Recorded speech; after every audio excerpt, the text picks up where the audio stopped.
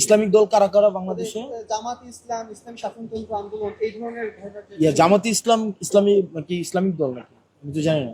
বর্তমান জামাতে ইসলাম বাংলাদেশ কি সঠিক রাজনৈতিক দল?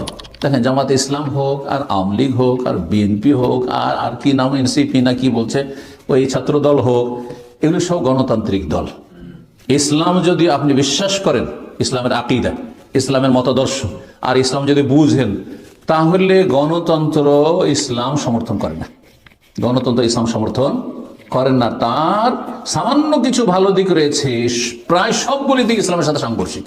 সামান্য কিছু ভালো দিক রয়েছে, যেমন মদেরও সামান্য ভালো ভালো কিছুর কথা আল্লাহ বলেছেন, কিন্তু সব দিকে নোংরামি আর খাবাসাত। কথা বুঝতে পেরেছেন না?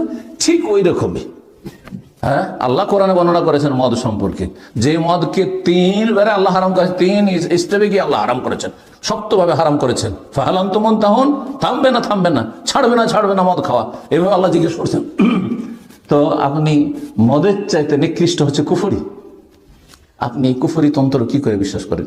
জান্নাতি জাহান্নামী যেখানে সমান, আল্লাহর ওলি শয়তানের ওলি সমান, একটা আমি আর একজন একেবারে পাপিষ্ট, হ্যাঁ পাপিষ্ট, পাপে ডুবে আছে, সে সমান, আপনি কি করে এটা সমর্থন করতে পারেন? আপনি